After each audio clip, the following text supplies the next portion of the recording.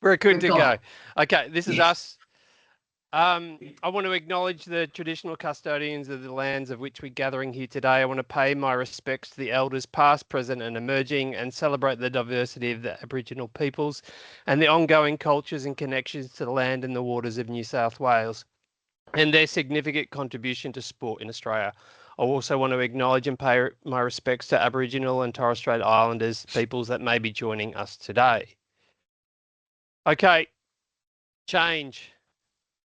It becomes the most significant thing, especially now as in these final stages of your preparation, but also as an ongoing part of your growth. The question that, oh, no, that's the next slide. We're going to talk about growth or change. Which is more significant? We'll ask Jillian, she's the birthday girl. Which is more important, growth or change? I'm going to say growth Why? because you can make changes and they're not always for the good. You can change lots of things and not grow, but growing, you grow. Growing, you grow. Okay, so that's a line that I'll use, but I'm going to go with change because growth is a linear process. So, okay, yes, you can argue and say sometimes we go quicker than others, but what I'm actually after is people changing. As a course of these presentations, I'm genuinely hopeful that people have actually changed things, that they've taken on board some of the suggestions from both Alicia and myself, and they've actually applied them. Because,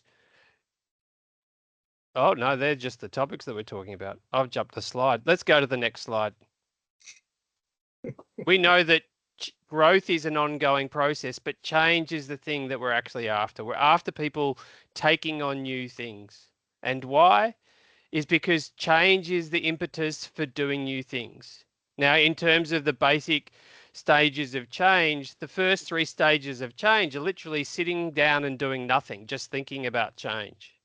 There's the pre-contemplation, contemplation, preparation. What we actually need to do is people to start doing things differently. First question is, what have you learned across these series of presentations? Now, yes, you're on mute, hopefully, but if you're paired up, actually answer the question. What have you actually learnt during this process? What have you actually put into action and changed? What have you applied?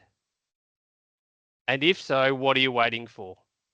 I literally spend significant part of my week, what I believe is talking about things that are common sense, that people actually know to do. And my job is to remind them to actually kick it into gear and do something with that information that they have. You actually have to change. You will slowly get better over time, and we call that growth. But real change is the thing that we're actually after.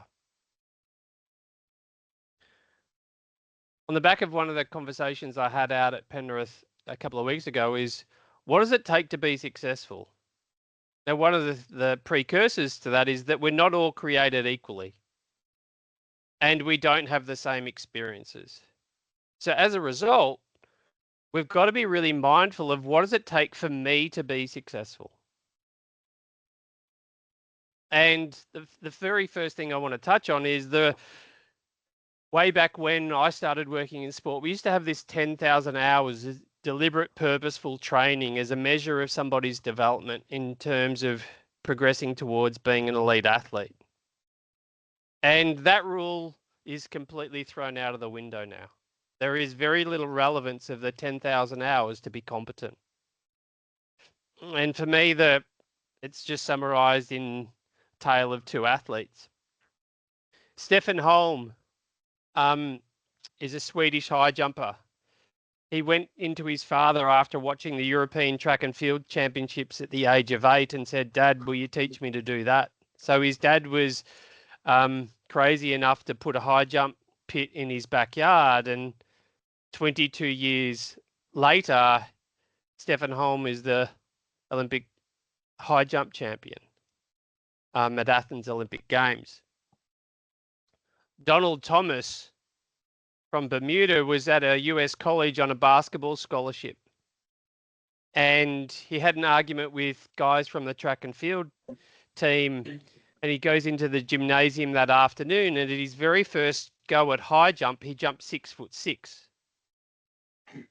That's equivalent to 198 centimeters at his very first go at high jump. On his third attempt, he jumped 2 meters 14. 8 months later, he represents Bermuda at the Commonwealth Games in Melbourne 2006 and comes fourth. He's the 2007 world champion. It didn't take him, it's not something that he started at the age of 8. It's something that he had a natural predisposition to do. He didn't have perfect technique, he just had this explosive leap.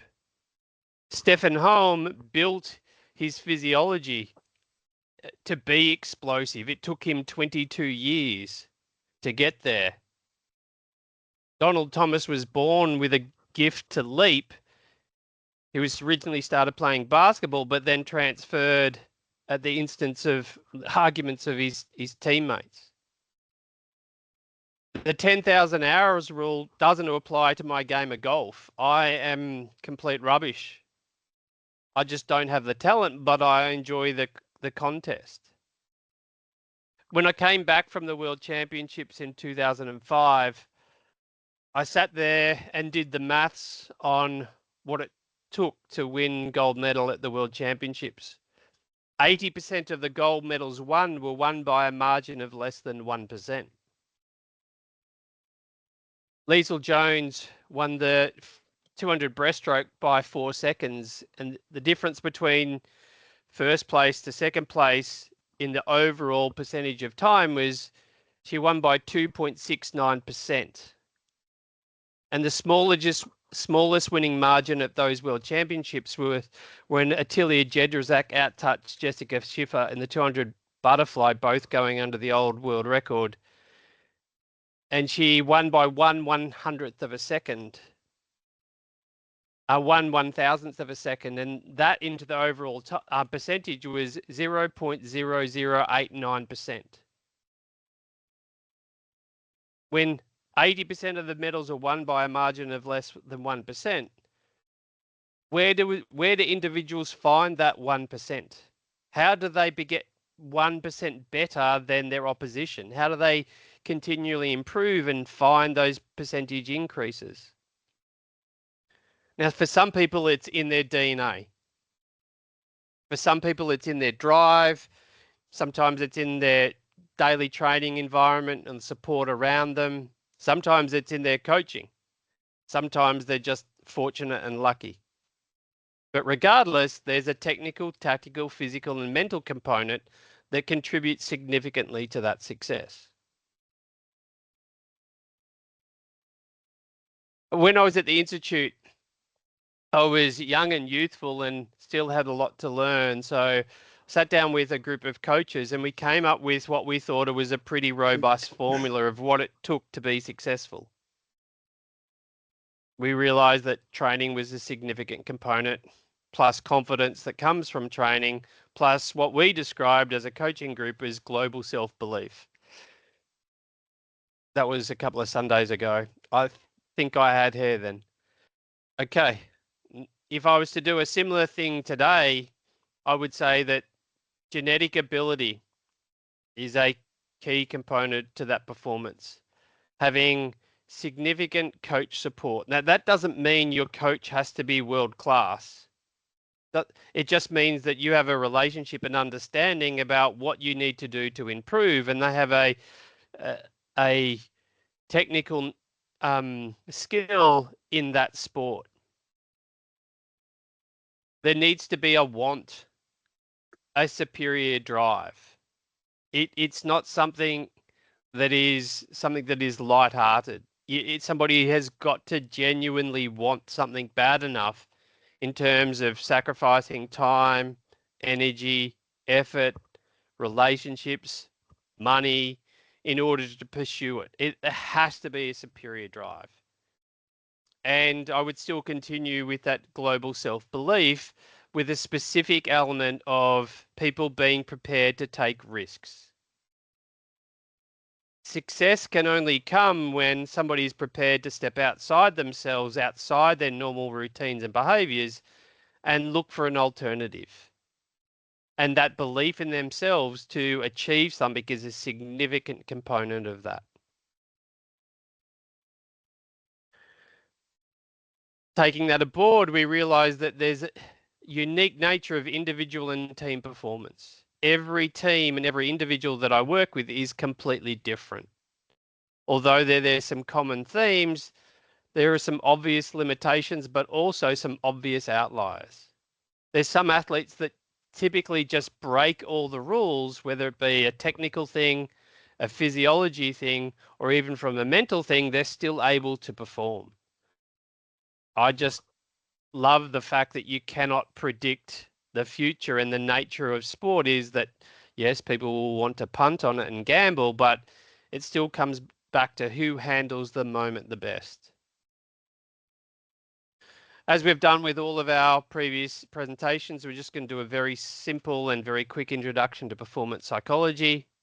General concepts is that we can't control our thoughts, we can't control our feelings, we can't control performing. What we can control, or what we want athletes to do, is to understand their thoughts so that they're in tune with them and working with them, that they understand their feelings and they're not distracted or fearful of them, and they understand what they need to do to perform from a technical point of view, from a tactical point of view, but also working within themselves to be able to manage the pressure as it comes. Performance is a reaction. And if we can balance that by sustaining our attitude and effort, it actually will go a long way to sustaining our performance. General concepts is that you don't need to think in order to perform well, as long as the residual training is there. If you don't do the work, you're not going to get the result. You have to do the work. It's like preparing for an exam. You can be super confident in your abilities if you've done the work. You'll be praying to a god of something if you haven't done the work. Don't think, just do it. Performance is a reaction, and we want to increase the likelihood of performing well through our preparation. So what happens when we get with the pressure thing? So the brain typically does not like pressure. It doesn't like pressure, but the benefit is that our brains are highly adaptive. They're capable to adjust and learn to deal with different environments. Our brain is uncontrollable.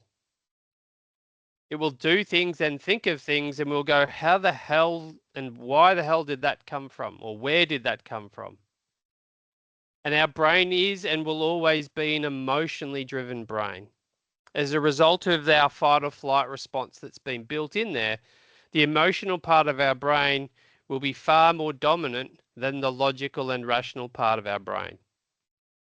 Hence why we have this fight, flight, or freeze component when we're in a moment of our brain assesses that we're unsafe. We don't necessarily always want that, but it's just a matter of going, that's pre-programmed in our brain to keep us safe. Now, that natural instinct kicks in when we're putting ourselves in a pressurized environment. And it's a matter of understanding it and understanding the pressures that you're placing on yourself so that you don't lose yourself, in essence, don't lose your head in the fight. As a part of pressure, there's a significant mental component the minute that an athlete is doing something, performing on a stage. In the safety of their daily training environment, in the safety of nobody or limited eyes watching them, athletes are genuinely able to exceed their competition performance. But the minute that they walk into the stadium and the whole world is watching, we're literally not expecting them to do a world record. Most commonly, especially in track and field, there's often a Diamond Leagues meet straight after the Olympic Games. It's more common that a world record will be achieved in that first athletics meet after the Olympic Games, given that it's only 2 weeks later, because the athletes are already at peak fitness. They're technically drilled, they've been freshened up. Yes, they've probably had a couple of nights of partying, but they're so much more relaxed in that environment rather than the Olympic Games, knowing that it's only once every 4 years. Soon as there's that slight decrease in pressure, athletes are able to achieve a higher or more consistent results as well. As a result of the mental pressure, there's pronounced physical pressure, just handling the speed, the power of the competition. Soon as we become emotionally invested in the outcome, we know that it's going to be more taxing on us as well. That emotional tax is something that's incredibly real and incredibly powerful. That's the number one reason why doctors aren't allowed to treat family members, because of that strong emotional connection. We know that previous past experiences can profoundly impact how we experience pressure. If you've had a negative experience in a pressurized situation, you will often become fearful of the feeling of being in that situation. And as a protective response, your brain will start to increase the adrenaline flowing through it in preparation to deal with that. And in actual fact, that extra adrenaline will be feeding a greater sense of anxiety anyway. And it's just a matter of going, let's just balance it out. I know that I don't like that uncomfortable feeling, but I'm actually okay. What am I scared of? The significant things we have to be aware of is that when pressure starts to impact this sense of self-worth, that means that we've lost perspective on what we're doing. Like 100%, we're all invested of going to the World Championships, going to Germany and doing an incredible job, especially given the sacrifice and the work that everybody's done. But it is not a measure of your self-worth. It can't be. Your self-worth cannot come from a moment of doing something. Whether you're doing something well or you're doing something poorly, it actually can't be a representation of your self-worth. Often people use performance as a way of proving themselves or having evidence for their worth as a person. Unfortunately, what that actually does is it increases the fear attached to it. A significant part of my job, especially as I say, I've aged. I think I've got more perspective, but also a greater ability to remind people to let's keep things that we're doing in perspective. A lot of my athletes are paid entertainers. They're incredibly fit, but the minute that we take away televised sport, they're unemployed. Whether they're my footballers or whether my Olympians, the minute you take away televised sport on television, they're now unemployed. They're only there as a source of entertainment to us. The minute we lose perspective, we lose capacity to handle that pressure. Yes, the pressure will make you feel uncomfortable. That's perfectly okay. It will make you feel vulnerable. It'll make you that adrenaline enter your system and speed up that overthinking, but that's also okay. If we can handle that risk reward balance, it'll enable you to perform at an optimal level also. The key component is that we actually have to accept the pressure. The minute that you rock up to Germany and that you try and make it in the Nepean River, you're going to be sorely disappointed. Or the Parramatta River or whatever river you're training on. You actually have to accept that this is very different to the training. People's ability to accept that is greatly shaped by the past. Also about the future, what they expected that experience to be like. The ultimate place where performing can only exist is in the present. A football team that I work for has made some significant mistakes this year throughout the season by rocking up believing that they're better than this other team is on paper.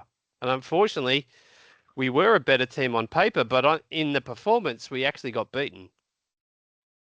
The only place individuals can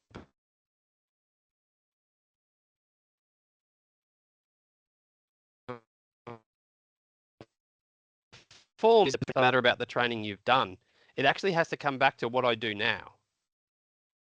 We have to remove judgment and expectations, the fear of embarrassment. We can't block it out. We just got to learn to be okay with it. In order to keep your head and keep perspective, you've got to work out what you're actually scared of. What is the thing that speeds up the overthinking? What is the thing that speeds up the catastrophizing? What is the things that makes it difficult to keep things simple and to do my job? Will only take you a couple of moments. If you're completely honest with yourself, you sit down and go, pen and paper, what am I actually scared of? I'm scared of letting the crew down. I'm scared of going over there and not being at my best. I'm scared of going over there and getting sick. I'm scared of not handling the pressure. I'm scared of getting homesick and missing the dog. It's about understanding what are the things that is going to fill your head so that in doing so, you'll allow yourself to work through it. I will repeat this a number of times. If you keep perspective, you'll keep your head. If you lose perspective, you will lose your head. Got to realize that pressure is just a feeling. While our brain is being alerted to it, it is a part of a protection response. And often, as I've previously said, you can have a fear of the feeling. We have to be okay with feelings. Why? You don't need protection all the time. You need protection some of the time. Why are you not okay? Now, yes, I'm trying to make this incredibly rational. It's not always possible to be rational with an adolescent teenager screaming, I want my phone back. But it becomes one of those important things to sit down and work out what is actually happening emotionally, to connect with that emotion, to share that emotion, sometimes most beneficially with somebody else that's not going to judge you for having that, and realizing it's okay to be emotional at times.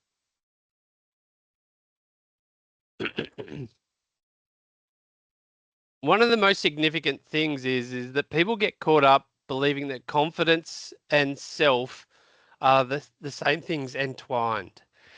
Now, my view is that they're two completely different things. I had a gentleman in my office who was trying to qualify for the European Tour in golf.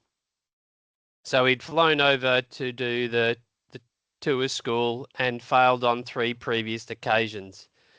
And on his 4th attempt, he came in and booked an appointment prior to leaving. So the first 2 years he'd gone to Italy. In his 3rd year, he'd gone to Sweden. And in his 4th year, he was returning to Sweden to try and complete the first stage of tour school there. And I said to him, okay, are you ready to go? He said, yep, certainly. I've never been more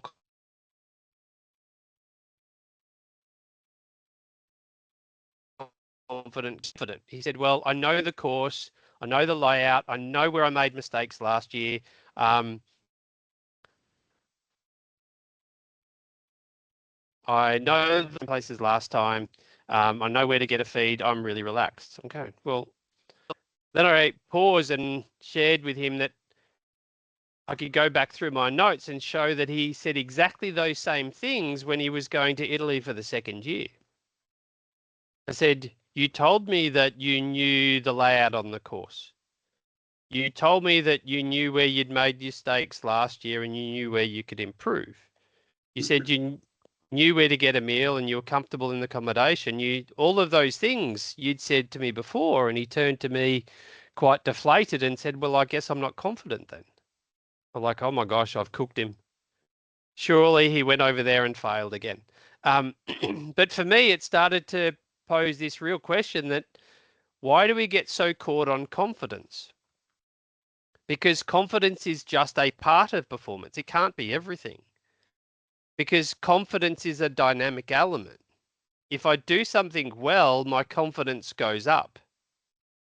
If I do something poorly, my confidence goes down. Like an element that is so dynamic can't be that important because not only is it dynamic, it's reactive. So I don't have confidence if I don't train. I can't have confidence for that exam if I don't study. So often it's very easy to see how people get caught on this confidence because it's just a feeling. It's an incredibly powerful feeling. But for the bulk of your performance, you actually need to be okay without having it. If I do something well, my confidence goes up and I inherently feel good. And as a result of getting that feedback, my brain then relaxes and goes, this is fantastic. I have to be at this level all the time. When I have a poor performance, my confidence goes down and I feel bad, and it gives me feedback that I need to change something to get back to feeling good. In a real essence, confidence is just feedback. Without getting that feedback, we don't change behaviors. If we believe that confidence is everything, that only works for us when our last performance was really good. What I look at is belief. Belief is infinitely more powerful than confidence. Belief precedes an event. Confidence is reactive and changes as a result of an event. Belief has young kids believing a fat guy in a red suit comes down a chimney and delivers presents. That's incredibly powerful. Belief has children believing that a rabbit delivers chocolate eggs. Belief has children believing that teeth in a glass of water is replaced with cash. So the belief that individuals have about their ability to perform athletically, academically, is more powerful than what they did their last time they failed. So whether it's self-belief in your worth as a person or it's your belief as a paddler, that belief will enable you to have the resilience to deal with disappointment and setbacks. It'll give you the ability to deal with bad performances, bad training sessions, and still persist. If confidence was final every time you had a negative performance, you're one step closer to giving up. Without that belief, you're out the door, you're done. Belief is the thing that keeps us going.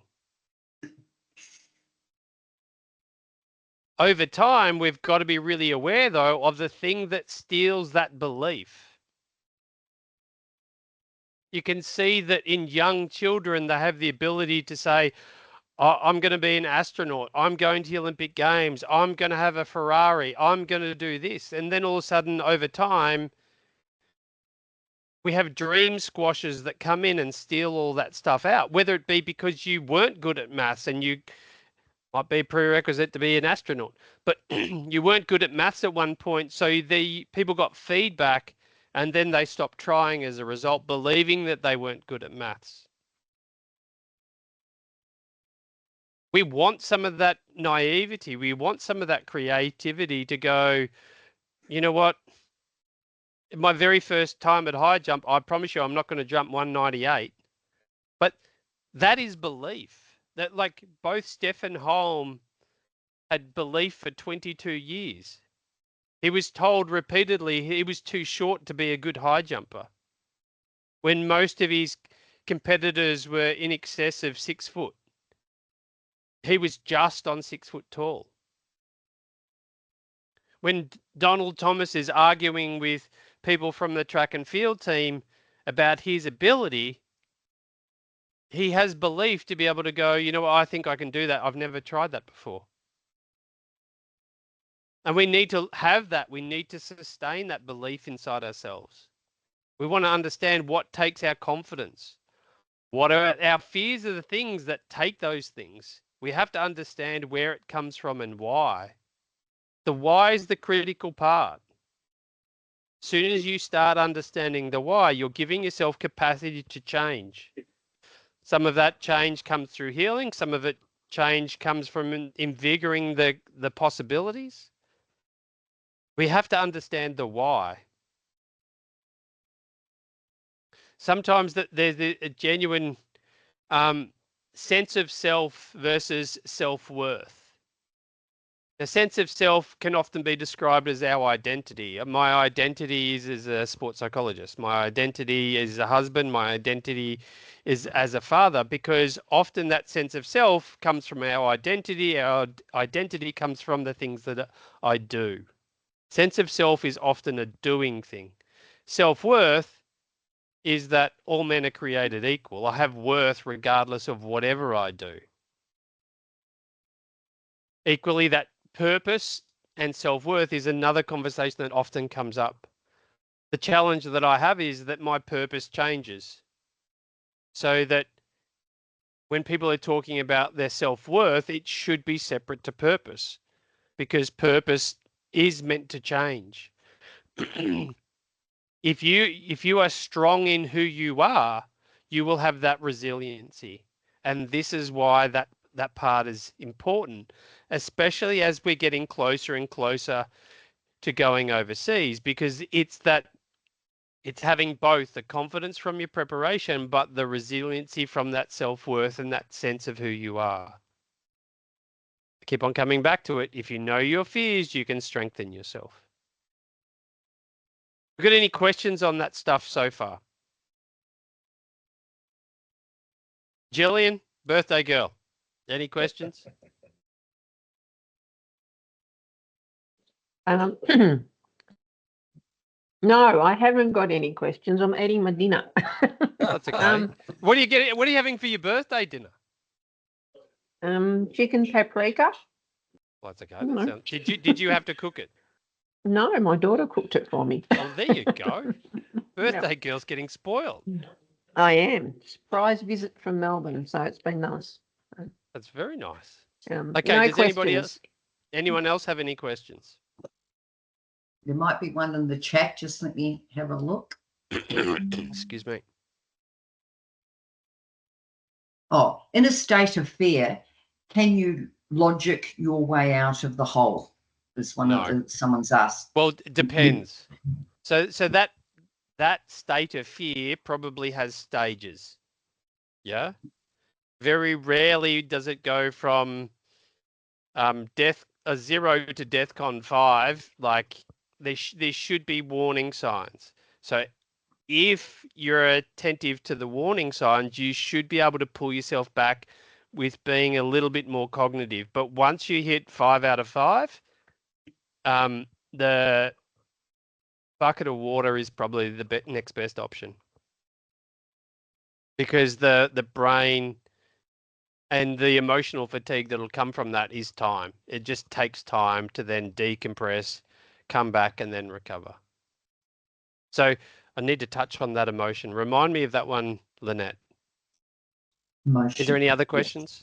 So, Paul, what would be the stages to stop you, or the tactics to stop you getting up to that point of no return?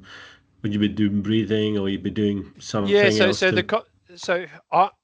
For me, meditation in the lead up to any performance, from a daily point of view, helping yourself be present is incredibly important. But also, and I keep on harping on this, once you know what you're fearful of, you're able to push into it, because they're genuinely going to be the things that are going to cause you panic anyway. So knowing what you're fearful of, spending a little bit of time working through it, then having the strategies, whether they be the self-talk script, a partner that you can work stuff through with. We're going to be right together. You buddy up, you look after each other mentally and emotionally, supporting each other through the campaign, and just having a kit bag of tools to get you through it, whether it be in music, visualizations, breathing, self-talk cues. It's just a matter of going, it's just a race. Let's come back to the next contest. Let's come back to the next decision. What do we have to do here?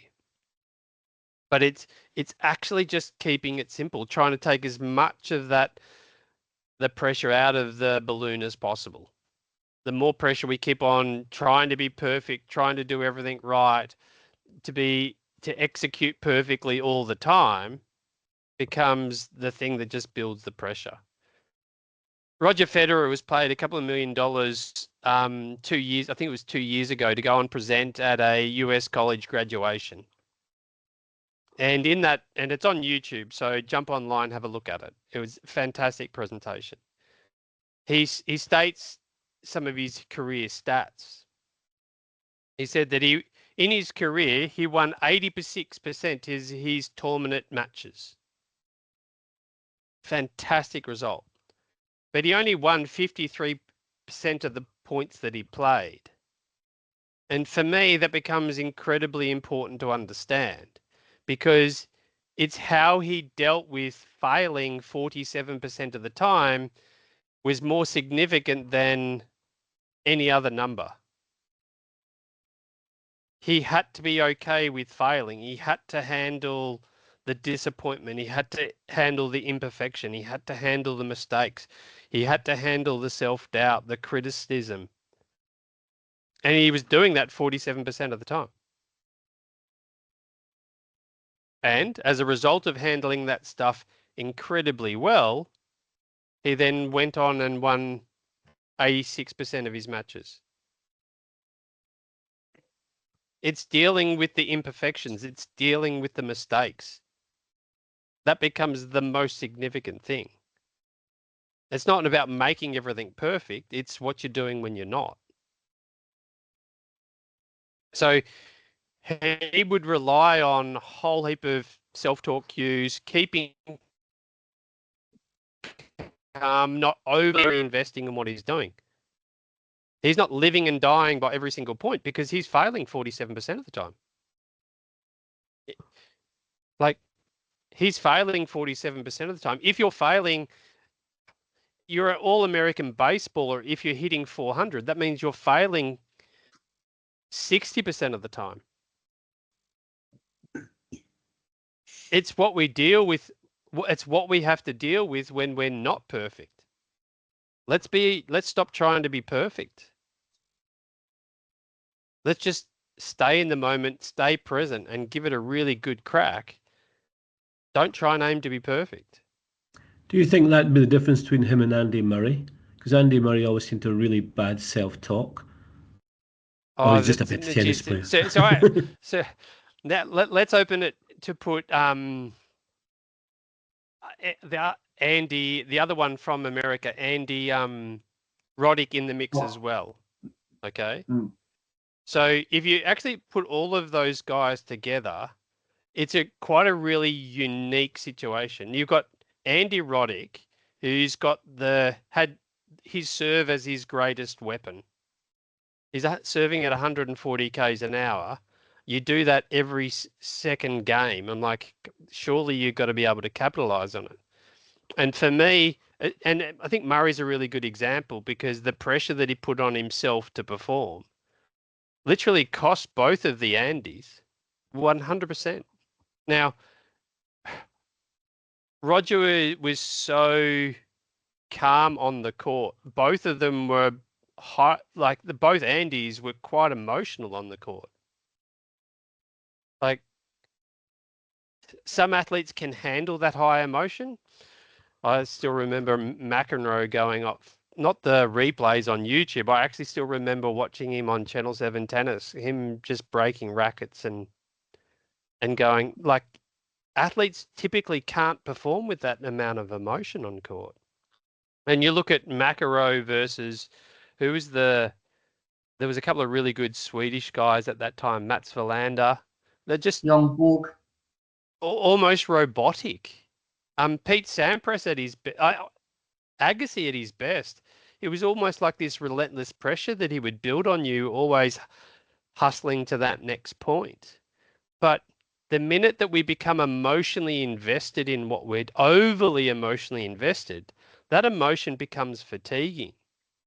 At the Olympic Games in 2008, I was still working with the swim team. We had multiple athletes that should have come based on the World Championships in 2007, should have returned from those Olympic Games with multiple individual gold medals. Because success is as emotionally fatiguing as disappointment. They created so much of that one moment that they were actually exhausted for the rest of the meet emotionally.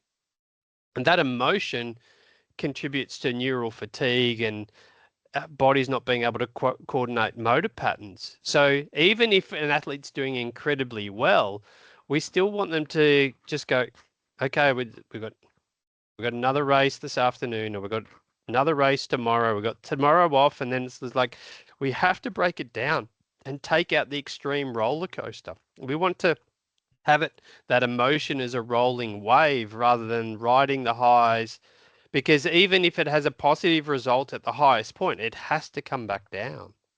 No, so many of the guys that I've worked with that have achieved amazing things have come back to me months later and gone, everybody else has moved on from this amazing achievement that I've had. I want them to still treat me the same way as when I was on their shoulders months and months and months ago.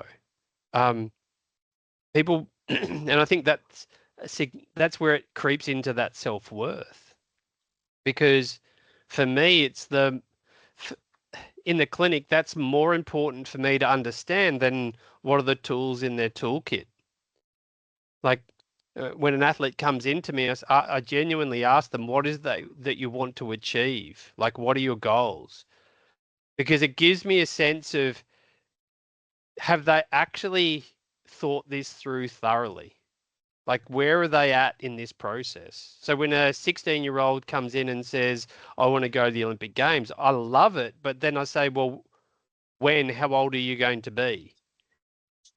And unfortunately, they think that they have to have made it by 17 if they're going to the Olympics. When I went to the Olympics, the average age of males on the swim team was 24, and the females on the swim team were 22 and a half. Like, it's not a sport for 17-year-olds anymore. It's a sport for early 20s. And if you look at the last Olympics, actually the bell curve even got older for the age of our Olympians. It's because there's now funding in the sport to keep them in the sport longer. The coaching's got better. There's more support around them. So it's about handling that emotional roller coaster. If people are putting more and more excessive amounts of pressure on themselves, increase the likelihood of having greater inconsistency in their performance, but not necessarily always hitting the peak.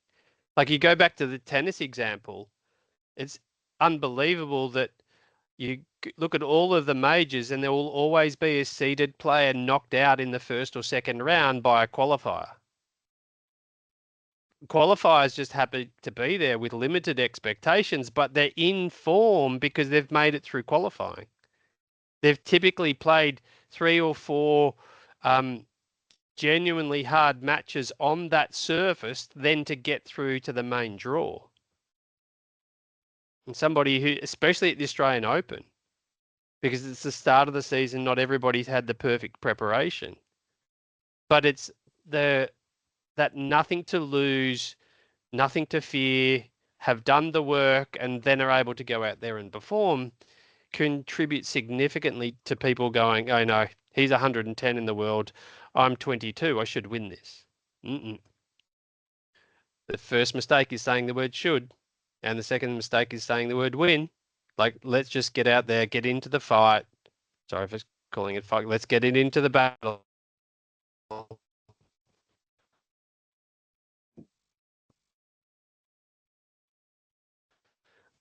That was a... Paul, there was one more question. Have you got any other questions? That was good. Yes. Yeah. I think there is a uniqueness in our sport that almost demands perfectionism. Oops, sorry, just another bit coming in. For 20 people in perfect unison with 90 seconds to perform, what is your advice at the start of the line to prepare? There is too much. Is there not too much of any room for error? Yeah, that's a really good question. Okay. Because So saying sitting in that boat. Because a lot of the examples you're giving are about individual sports, not not a team. Okay, so that's why where that question's come from. So yeah, it's a really good question. So sitting there on the start line, I literally would be going, I would not want you to be thinking. Your brain will be wanting to scream at you about all the things that you need to do to make sure that you get this thing right. Yeah. But that's where you actually have to let your training and intuitions take over. Because the minute that you're trying to be perfect, you're going to make a mess of it. Because you need to just do it. Yeah. It's like saying the alphabet. You don't try and say the alphabet because it's completely learned. You just say it as fast as you can. A, B, C, D, F, G, H, I, J, K, L, M, P, Q, R, S, T, U, V, W, X, Y, Z. Don't try and say it, just do it. Because the minute that we start trying to do it, we're taking something that should be automatic and actually wanting to think about it. Yeah. And I know I'm going back to an individual sport thing for a second. Michael Milton was our Paralympic skier who broke the speed record going down a mountain on one ski, one leg, going absolutely crazy. Yeah. And all he would do when he started was count backwards as he was skiing down. So he's positioned on one ski. He's got poles with small fins on the end, and he's literally just tucking in. And all he's doing is counting down until it's over. Not so it's over in the sense that, oh, I'm glad it's done. It's just he's putting something in his head to keep the process incredibly simple and automatic, not actually thinking about what he's doing. Yeah. I don't want any of the guys on the weekend who's kicking at goal to actually tell themselves the mechanism of what do I need to do? I need to kilt the ball here. I need to watch the hand drop. I need to make it smooth. I need to hold the ball this, and I need to kick it this. No, I don't actually want them doing it. I want them to pick a target through the goals and just put the ball through the target. Yeah. So when we're sitting there in the boat, you're staring at the back of somebody's head. Just go, okay, let's do this together. The place for being perfect is actually training. There is a place for it, but it's not about being perfect in the moment when you're racing. Because the minute you try and do that, you're actually putting too much in your head.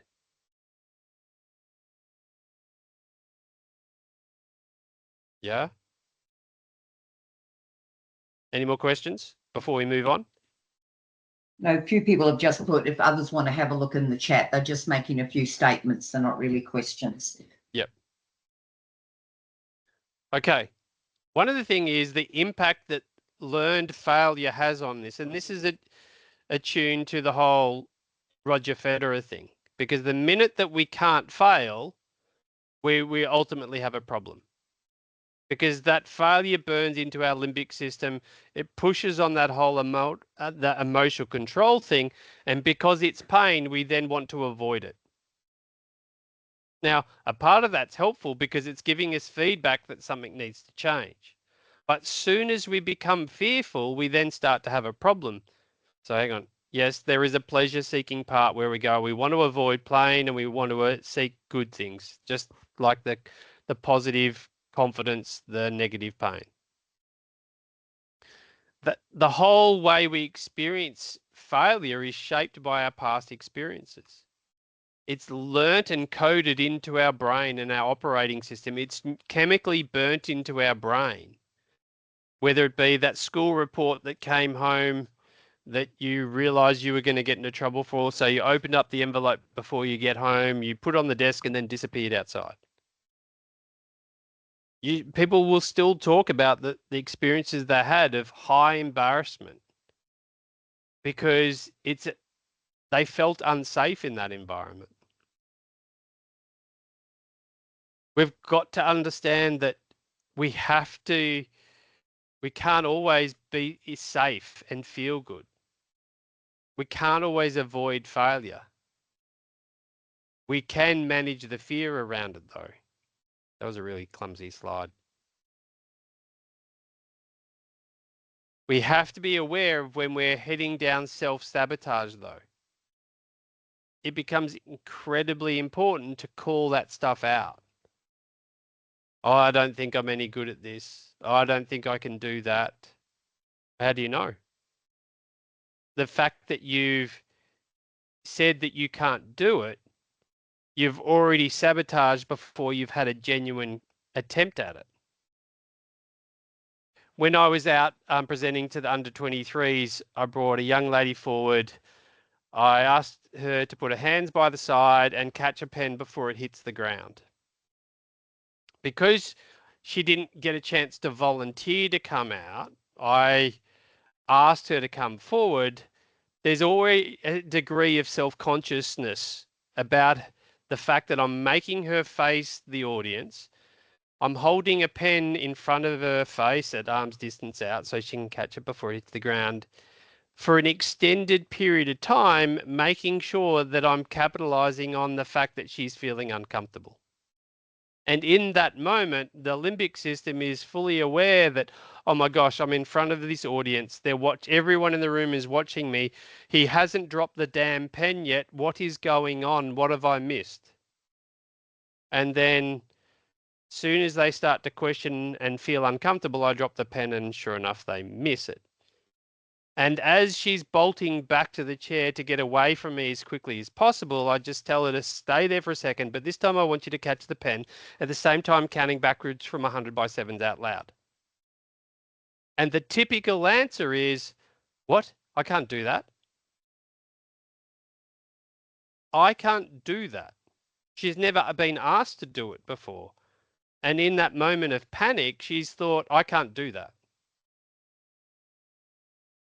The self-sabotage is a protection response that does not serve us at all.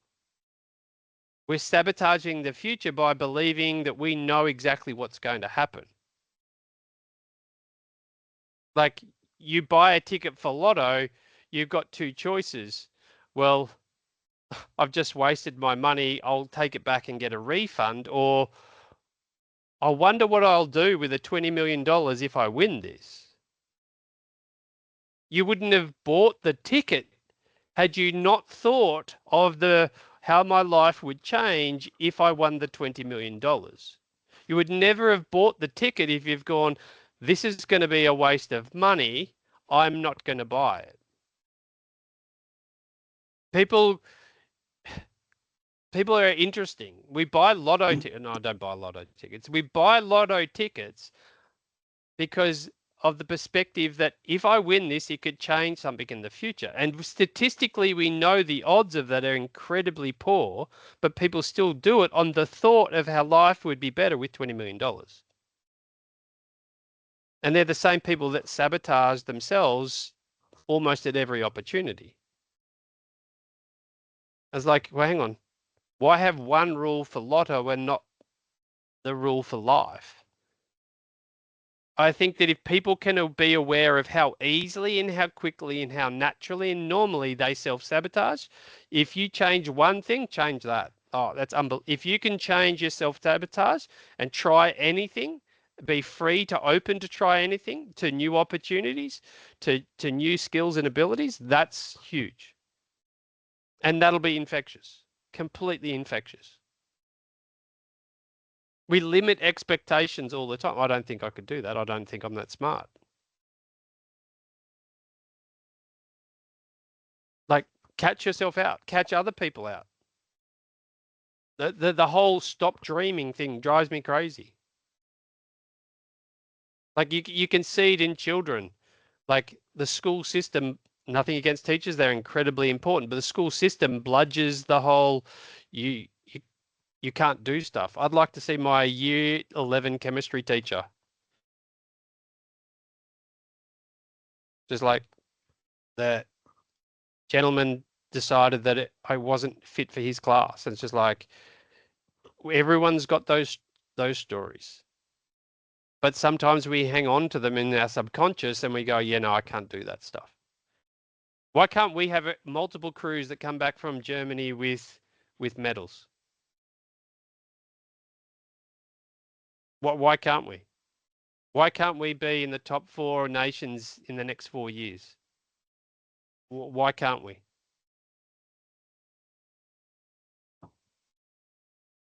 Like that's the minute that we change that, the minute that we start moving to this, we have permission to, hang on, it must be on the next slide when I say it. Why not me? Why not us? Why can't it be us? Like the minute we go back to that whole, we stop dreaming, but soon as we can replace it with the why not us, it becomes really powerful. Not that it has to be us. No. Sport won't let you do that. Yeah. Because often it's incredibly easy to have this learned pessimism about what we're capable of. No, I wanted it really badly last time and it never happened. So the easiest thing is to care less. There was lots of things I wasn't ready for when I graduated from uni, and I actually started the institute before I graduated. An athlete in my second year came up to me and said, "Oh, what's worse than failing is trying hard and still failing. So I'd never give anything 100% anymore." I'm like, okay, what do I say to that? That wasn't in the handbook. If the athlete said that to me now, I'd be going, well, why are you so scared of failing? And I would genuinely explore it and go, there's a past experience there where this person has learned that they have to be perfect or else. And what we want to do is we want to give ourselves permission to be present, because we're only going to perform and find our potential in that moment when we're present. So it doesn't matter what happened last race. It doesn't matter what's going to happen next race. It's just about this next 90 seconds and me. And that it's difficult to accept failure because often it is that greater sense of self. But if we can find the challenge in the contest, like the whole point of it is it's meant to be difficult. Like when climbing Mount Everest was really difficult and there was only a few people doing it, it was just like, damn, I want to do something that's challenging. You know, people want to be challenged. So whether it's from an athletic point of view, whether it's the ride across America, or whether it's swimming the English Channel, whether it's climbing the 7 Peaks, we want to find what we're capable of. We want to, you know, push ourselves into that realm of going, how far can I go? We need to keep on adopting that and growing that. And with that, we actually have that learned optimism and that whole, why not me? Why not us? That's when we become dangerous. That's when success becomes, that's when a nation can catch that success. Because it's just like, you know what? If they can do it, we can do it too. That why not me opens opportunities, embraces the uncertainty. And we accept failure just as a feeling, nothing more. It's just feedback. Well, it didn't come off today. If I do it again or I whack it a couple more times, maybe we'll get a different result. And it's not a personal measure. My worth doesn't change based on this result. This worth doesn't change based on this race or based to this World Championships. Like I'm doing it because I want to embrace the whole travel thing. I want to embrace the challenging and being active and pushing myself. to developing new social connections, making and meeting great friends. Anything is possible. Anything could happen. Some things are good and positive, and some things are bad and negative. We just can't control it. We have to be okay in that uncertainty. And that's the Roger Federer effect. Failed 47% of the time, and being okay with that then gives him the ability to be successful 86% of the time. That's powerful.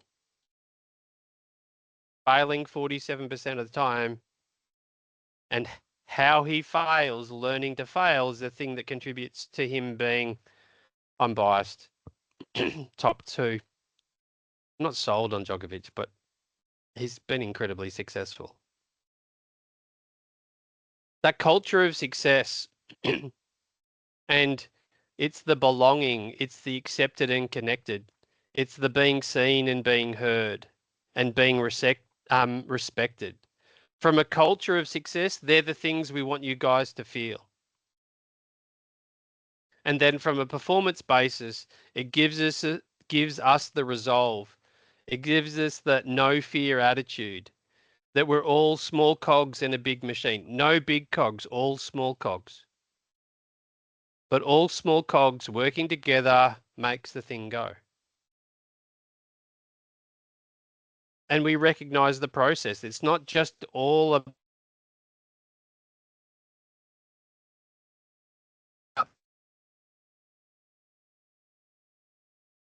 the outcome, but the small cogs becomes really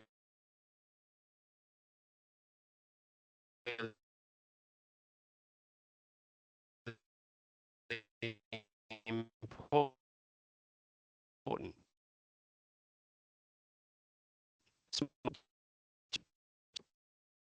He's gone.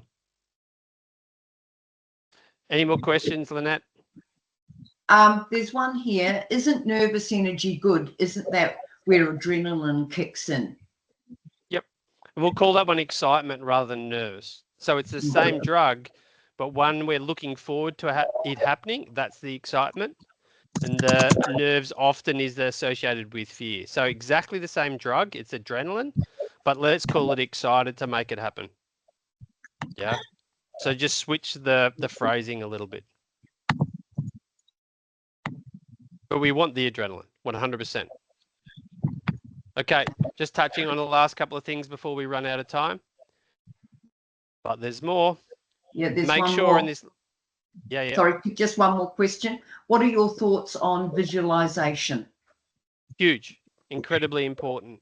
Sometimes it's not about visualizing the end result, because sometimes that is too hard to visualize. Sometimes it's just through the process.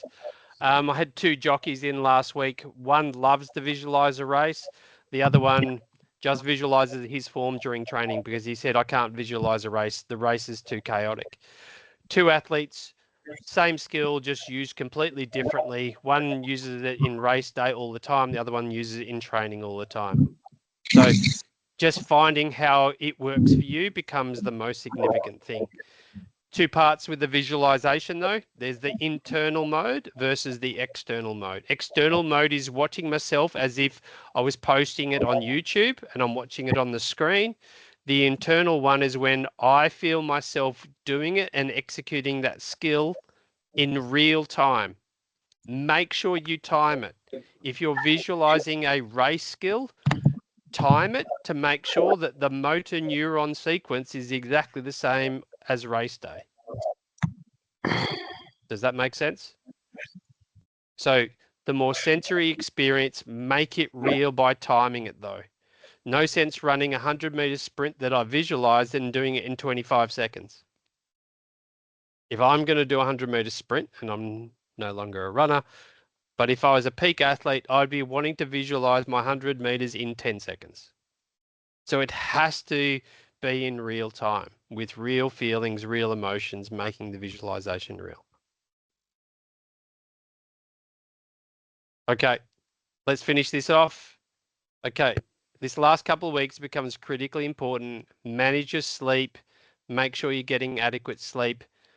Watch what you're eating. Even Jillian can have birthday cake tonight. But make sure that we're managing what we're doing. As we're entering taper and as we're coming down from significant loading, make sure that you watch what you're eating. So otherwise, as the load comes down, often we continue that same eating pattern. We then get to race day and go, I feel my weight has changed and I'm not as energized as I was before. Make sure that you get some time away from paddling and all of the build up. Maintain those relationships with family and friends. As I said, take some time away to switch off, find the balance with what you're doing, and you'll enjoy the ride. Make sure that you maintain positive mental health. As previously said, 1 in 4 people will seek professional advice. That doesn't mean that everybody else is not impacted. It just means only 1 in 4 reach out. Okay. And done. Any more questions? I see we've got Tan on the line. Tan, is there anything you would like to add? Hey, Tanny. Hi, how are you guys? No, not add, but I noted Ron's question before, and I guess I just wanted to hark to that a little bit in terms of Paul. We've just been talking over the last week or so about the necessity to really move not away from, but think less and feel more, in regards to where our focus goes for the next 49 days until race day. And because we spent a lot of time talking about technique and really working with our athletes, one-on-one and as a team. But to Bron's point, that margin for error, ultimately, I think there is a reality that we are all different, and whilst we're all working towards the same technique, we need to keep the objective in mind. So, and I feel like at the moment that's where we're really trying to pivot our focus. So rather So than 49. So did you say 49 days out? 49 days. Yeah. So there's still plenty of time to still be hammering away on technique. But what should happen is that the technique starts to go into different parts of your training, so that it's really concentrated on when you have time. So in your warm-ups and your cool downs, that's not time to just switch off and fall over each other in the boat. That's actually when we're wanting the really good technique. So that's when you're really mindful of your technique, so that when you go fast, that's just paddle. Yeah. Correct.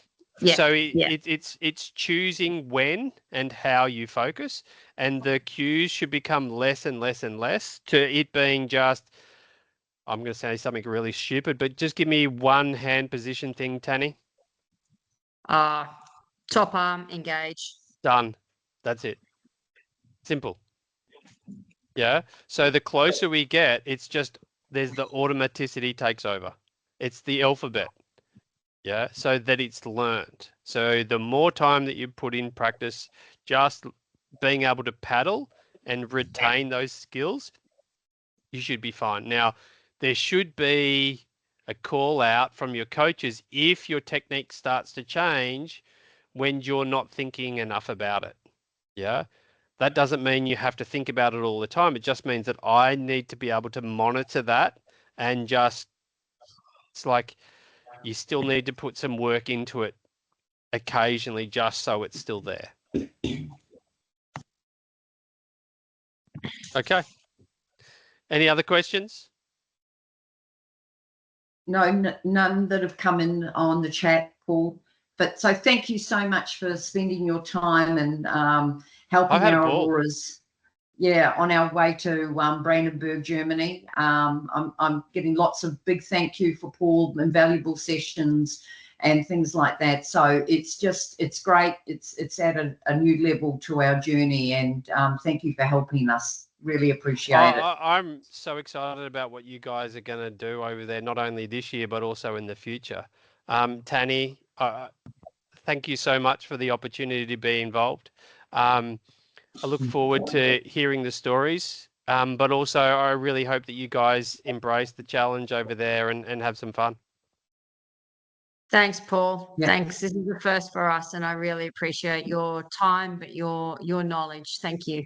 Mm. No, Tanny, absolute pleasure. And Thank you. if any of them got any questions, don't hesitate to email us during this time as well. So Cool. Thank you, everyone. Thanks. Take care. Thank you. happy birthday, Gillian. Thank you. Have cake, Jillian. Thanks, guys.